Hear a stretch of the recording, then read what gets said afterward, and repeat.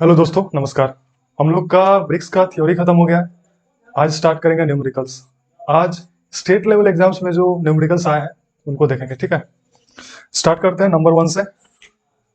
हमारा number one question देखिए क्या है। Which of the following steps in the manufacturing bricks is carried out in pug mill. मतलब एक तो यह बोल रहा है मैन्युफैक्चरिंग से, मतलब ईंट को बनाने का प्रोसेस से रिलेटेड है। तो दूसरा बोल रहा है कि पग मिल का यूज हमने कहाँ किया था। तो मैन्युफैक्चरिंग ईंट को बनाने का प्रोसेस में मैंने आपको बताया था, मिट्टी को जब तैयार करते हैं तो मिट्टी को तैयार करने में क्या क्या प्रोसेस था। देखिए, सबसे पहले हम लोग 20 सेंटीमीटर ऊपर का हटाते थे लेयर, अनसॉइलिंग। उसके बाद खोदा जाता था, डिगिंग। उसके बाद साफ सफाई होता था, उसको बोलते थे क्लीनिंग। साफ सफाई करने के बाद उसको हम लोग रखते थे एटमोस्फेरिक कंडीशन में, उसको बोलते हैं वेदरिंग। उसके बाद हमारा आता था एक करके नीडिंग, जिसमें कि ड्राई मिक्स होता था। इसके बाद आता था हमारा टेम्परिंग, जिसमें कि पानी का यूज होता था और वो मिक्स वेट होता था। तो देखिए, जो टेम्परिंग हम लोग करते थे ना, पानी यूज करते थे मिक्स में, ये दो तरीका से होता था। एक होता था मैनुअल। मैनुअल में मान लीजिए आप हाथ से कर दीजिए, हैंड, या फिर पैर से उस मिट्टी को मिला दीजिए। एक होता था मशीन वाला तरीका। मशीन में हम लोग यूज करते थे पग मिल को। तो मैन्युफैक्चरिंग प्रोसेस हमारा ये है, मिट्टी तैयार करने का। और पग मिल जो वर्ड है वो रिलेट करता है हमारा जो टेम्परिंग है उससे। इसमें ऑप्शन देखिएगा। ऑप्शन वन है डिगिंग, टू है क्लीनिंग, थ्री है वेदरिंग, फोर है टेम्परिंग। तो वन का जो हमारा फोर है, टेम्परिंग हो जाएगा सही। अगला देख लीजिए, question number two. A good brick earth should contain alumina in the following limit. बोल रहा है एक अच्छा मिट्टी जो होगा ईंट बनाने के लिए, उसमें एल्यूमिना कितना होना चाहिए। तो मिट्टी जब तैयार करते थे ना, उसमें हम लोग को देखिएगा उसमें क्या क्या कंटेंट होता था। उसको याद करने का तरीका था सलीम, याद रखिएगा। इससे होता है सिलिका। सिलिका हमारा होता था 50 से 60%। एल्यूमिना होता था 20 से 30%। लाइम होता था 5 से 10%। आयरन ऑक्साइड, जो कि कलर देता था ईंट को, वो होता था लगभग 5 से 6%। और मैग्नीसा लगभग 1% होता है। क्वेश्चन में क्या बोल रहा है, जो अच्छा मटेरियल होगा ईंट बनाने का, उसमें एल्यूमिना कितना होगा। तो एल्यूमिना हमारा होता है 20 से 30% के बीच में। तो इसमें देखिएगा ऑप्शन टू है एग्जैक्ट 20 to 30%। तो ऑप्शन बी हमारा 20 से 30% हो जाएगा इसका राइट आंसर, हमारा ऑप्शन बी। अब देखिए अगला क्वेश्चन क्या है। A good brick earth can be rolled without breaking in a small thread of diameter of। बोल रहा है एक अच्छा मिट्टी जो होगा ईंट बनाने का, उसको कितने डायमीटर तक रोल कर सकते हैं। मतलब क्या, देखिए टेम्परिंग में जो हमारा मिक्स मिलता है मिट्टी का, वो होता है एक तरह से वेट मिक्स। और वेट क्यों किया जाता है, क्योंकि उसमें प्लास्टिसिटी आएगा, तभी तो उसको मोल्ड करना आसान होगा। तो ध्यान दीजिएगा, हमारा वेट मिक्स है ना, इसमें पानी यूज होता है। और कितना पानी यूज होता है ये भी डिपेंड करता है। अगर ज्यादा पानी यूज कर दीजिएगा तो ज्यादा प्लास्टिक हो जाएगा। तो इसको चेक करने का एक तरीका है, जो टेम्परिंग के बाद मिट्टी मिला है वो मिट्टी को लीजिए और मिट्टी को एक तरह से रोल किया जाता है। हमारा क्वेश्चन नंबर थ्री, रोल करिएगा ना, रोल करने के बाद ये मिट्टी कुछ इस तरह का रोलिंग करने के बाद आएगा। तो देखिएगा, वही बोल रहा है रोलिंग करने के बाद जो ये डायमीटर है मिट्टी का, कितना डायमीटर तक रोल कर सकते हैं ताकि ये टूटे नहीं। तो देखिएगा ना, ये लगभग 3 mm तक इसको हम लोग रोल करते हैं। ऐसा नहीं है 3 mm तक रोल करते हैं, इसको रोल करते हैं और 3 mm के डायमीटर तक रोल हो गया बिना टूटे हुए, तो हम लोग बोल सकते हैं टेम्परिंग के बाद जो मिट्टी मिला है वो काफी अच्छा क्वालिटी का है, कि उसको हम लोग मोल्डिंग में ईंट को शेप देने में यूज कर सकते हैं। तो इसका देखिएगा ना, ऑप्शन वन है 1 mm, ऑप्शन बी है 3 mm। तो थ्री का हो जाएगा आपका option B equal to 3 mm। ठीक है, अगला देखिए 4 number. The efflorescence is said to be moderate in bricks if salt deposits covered dash surface area approximately। देखिए, एफ्लोरेसेंस जो वर्ड है, चौथा नंबर, एफ्लोरेसेंस, इसमें क्या होता था, ईंट में जो आलकली होता था वो पानी से रिएक्ट करके सॉल्ट बनाता है और सॉल्ट डिपॉजिट हो जाता है लेयर पे। तो वो जो सॉल्ट डिपोजिशन होता है उसी को हम लोग बोलते हैं एफ्लोरेसेंस, जिसके कारण व्हाइट पैचेस आ जाता है। तो एक हमारा IS कोड बुक है, IS 3495। इसने क्या किया, कितना मात्रा में सॉल्ट डिपॉजिट आ रहा है इसको 5 कैटेगरी में डिवाइड कर दिया गया। IS 3495 ने इसको सबसे पहले स्लाइट में डिवाइड किया, उसके बाद मॉडरेट में कर दिया, उसके बाद हमारा एक आता है हेवी, एक होता है सीरियस, ठीक है, और एक होता है हमारा इसमें नील, जिसमें कि एफ्लोरेसेंस वैल्यू नहीं होता है। तो नील में लगभग 0% होता है सॉल्ट डिपॉजिट, स्लाइट में 10% तक होता है, मान लीजिए 0 से 10%, मॉडरेट में 10 से 50% होता है, हेवी में 50% से ज़्यादा होता है। सीरियस में क्या होता है, 50% से ज़्यादा तो होता ही है, साथ में इसमें फ्लैकीनेस होता है। कहने का मतलब मॉडरेट और हेवी में जो सॉल्ट डिपॉजिट बनता है वो थोड़ा सा स्टिकी टाइप का होता है, ईट पे चिपका हुआ रहता है, ठीक है, स्टिकी होता है। लेकिन सीरियस में जो हम लोग का सॉल्ट डिपॉजिट होता है वो थोड़ा सा पाउडरी होता है। क्वेश्चन क्या पूछ रहा है देखिए, मॉडरेट में सॉल्ट डिपॉजिट कितना होना चाहिए, तो हमारा मॉडरेट है ये 10 से 50% होना चाहिए। इसका ऑप्शन देखिएगा, ए में 10 है, बी में 20 है, सी में 30 है, डी में 50 है। तो 50% तक होना चाहिए, मतलब हम इसका आंसर ऑप्शन डी 50% तक रख सकते हैं। चलिए आते हैं क्वेश्चन नंबर 5 में। हमारा क्वेश्चन नंबर 5 क्या देखिए, the raw bricks shrink dry and warp during burning because of, बोल रहा है जो कच्चा मिट्टी होता है वो सुखाने से और गर्म करने से उसमें श्रिंकेज और वार्पिंग आता है, क्यों? Shrinkage plus warping. Question number हमारा है 5। श्रिंकेज आता है ड्राइंग से और वार्पिंग आता है बर्निंग से।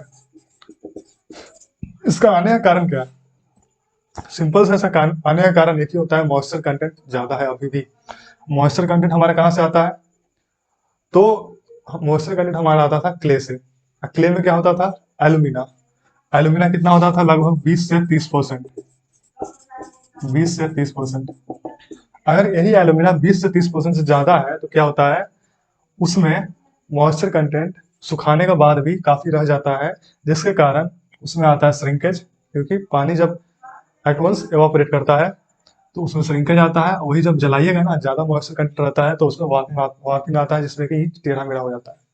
तो इसका ऑप्शन सी देखिएगा, एक्सेस ऑफ एल्यूमिना, जो कि एकदम सटीक बैठता है श्रिंकेज और वार्पिंग के रीजन पे। हमारा इसका ऑप्शन सी राइट हो जाएगा, जो कि है excess of alumina and silica in brick earth, ठीक है। क्वेश्चन नंबर 6 देखते हैं, छठा नंबर में क्या बोलता है, water absorption for first class brick should not be more than, जो क्लास 1 ब्रिक है उसका वाटर एब्जॉर्प्शन वैल्यू कितना से ज्यादा नहीं होना चाहिए। तो क्लास 1 ब्रिक का देखिएगा, हम लोग पढ़े थे 20% से ज्यादा वाटर एब्जॉर्प्शन वैल्यू नहीं होना चाहिए। और 2 का क्या होता था, 2 का 22% से ज्यादा नहीं होना चाहिए, और 3 का 25% से ज्यादा नहीं होना चाहिए। क्वेश्चन में क्या पूछ रहा था, क्लास 1 का, तो 20% ज्यादा नहीं होना चाहिए। ऑप्शन में देखिएगा 12, 15, 20 है, तो ऑप्शन सी 20 है, जो कि इसका आंसर सही हो जाएगा। चलिए देखते हैं अगला क्वेश्चन, क्वेश्चन नंबर 7। 7 क्या बोलता है, which is the conventional brick size used for construction presently for wall thickness of 35 centimetre and 46 centimetre. Conventional brick size हम लोग कौन सा यूज करते हैं, तो देखिए कन्वेंशनल ब्रिक साइज हमारा था question number 7, 23 into 11.4 into 7.6 centimetre. ये था हमारा कन्वेंशनल या ट्रेडिशनल ब्रिक साइज जो पहले यूज होता था। आज कौन सा साइज यूज होता है भाई, तो 19 इंटू 9 इंटू 9 सेंटीमीटर। ये है स्टैंडर्ड साइज जो आज यूज होता है, या इसको मॉड्यूलर साइज भी बोला जाता है, ठीक है। लेकिन क्वेश्चन क्या पूछ रहा है, कन्वेंशनल साइज कौन सा है, देख लीजिए। ऑप्शन हमारा एमएम में है, अगर इसको एमएम में कन्वर्ट करते हैं तो हो जाएगा 230 इंटू 114 इंटू 76 एमएम में हो जाएगा। ऑप्शन देखिए, पहला ऑप्शन है 230 सही है, 115 इंटू 75। हाँ बाकी ऑप्शन देखिएगा तो ऑप्शन ये सबसे ज्यादा रिलेट कर रहा है इससे, तो 7 का ऑप्शन है, आप मार लीजिए। 8वां देख लीजिए, 8वां क्वेश्चन नंबर क्या बोलता है, the strength of class 2 bricks used in construction are not be less than. Class 2 bricks का स्ट्रेंथ कितना होना चाहिए कम से कम, तो क्लास 1 का हमारा होता था 10 न्यूटन पर एम स्क्वायर से ज्यादा, 2 का होता था 7.5 से ज्यादा, 3 का होता था 5 से ज्यादा न्यूटन पर एम स्क्वायर है। ऑप्शन क्या बोल रहा है? 50, 75, 35, 20, जो कि केजी पर सेंटीमीटर स्क्वायर में है।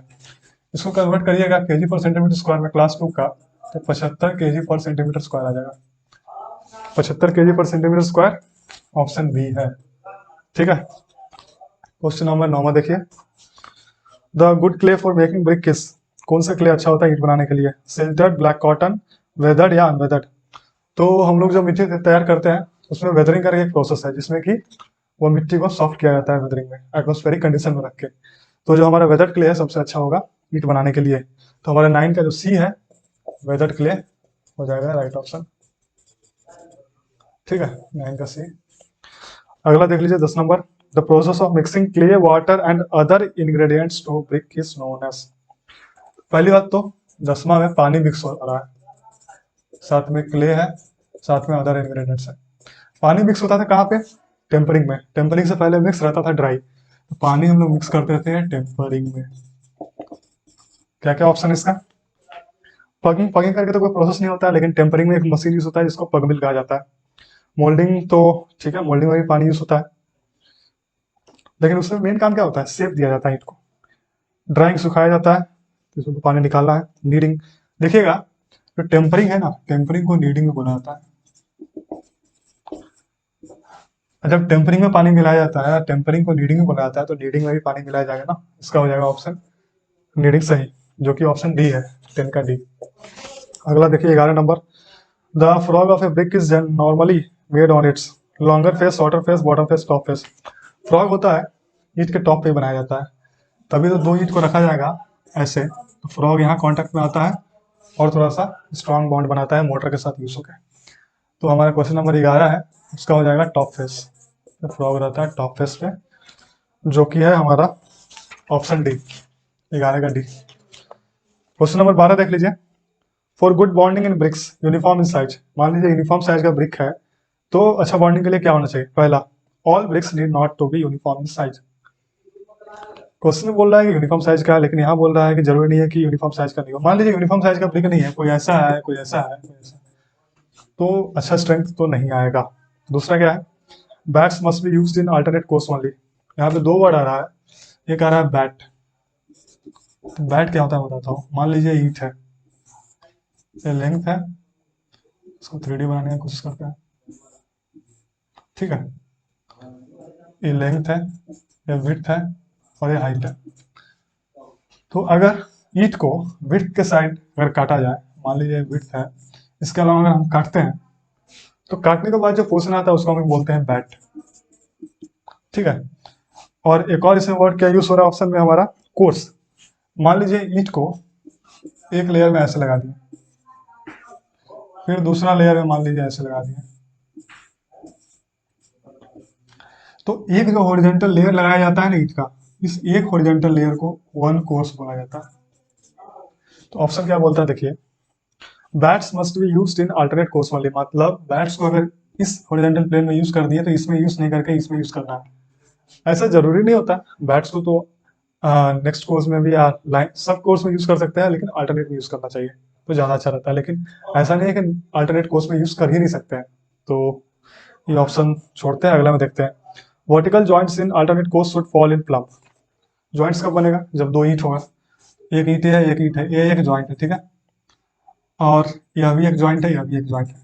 क्या बोलता है ऑप्शन?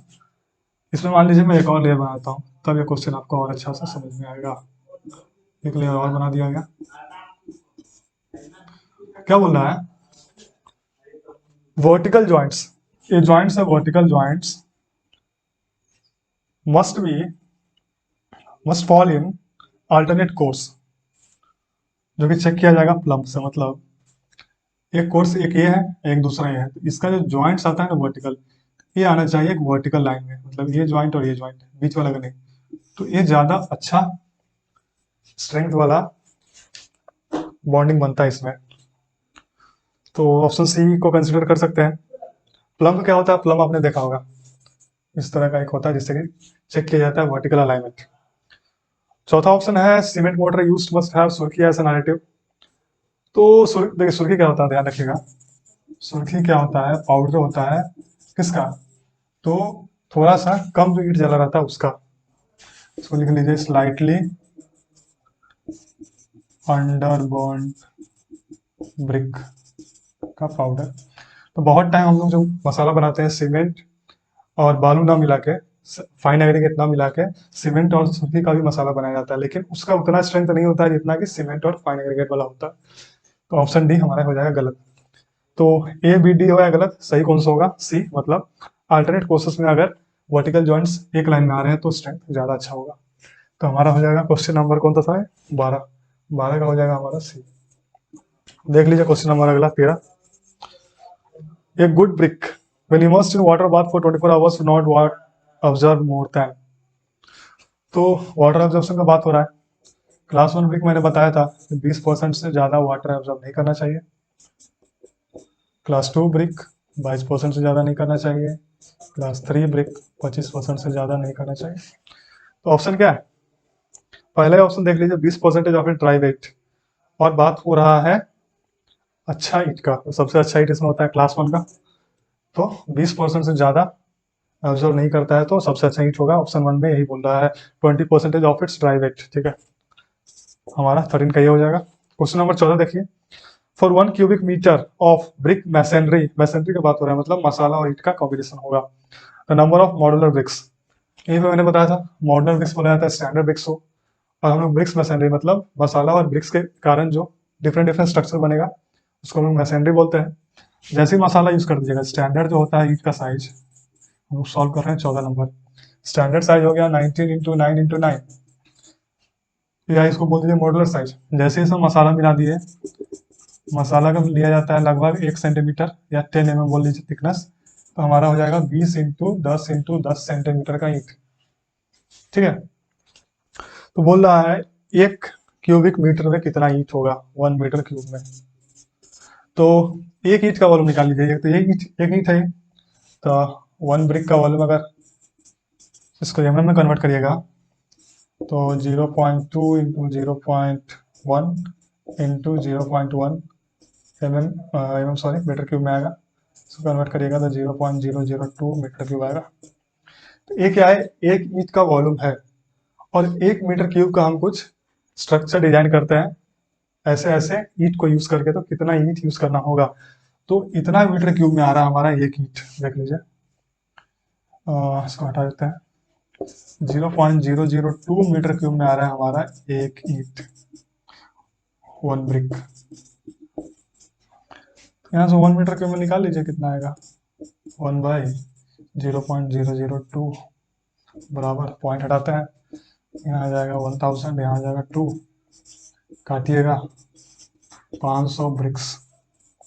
मतलब 1 मीटर क्यूब में हमारा आना चाहिए लगभग 500 स्टैंडर्ड साइज का ब्रिक्स। ऑप्शन क्या बोलता है? 500 किस में आ रहा है? तो ऑप्शन सी देखिएगा, सी में हमारा है 14 का, सी में हमारा है 500 से 550, जो कि हमारा जो 500 ब्रिक्स आया वो इस रेंज में आ रहा है। तो 14 का हो जाएगा सी। तो ये क्या है, कुछ क्वेश्चन था जो स्टेट लेवल एग्जाम्स में आया है। हम लोग नेक्स्ट वीडियो सेशन में जो गेट में और ईएससी में क्वेश्चन आए हैं ब्रिक्स से रिलेटेड उसको कवर करेंगे। चलिए मिलते हैं नेक्स्ट वीडियो में। धन्यवाद।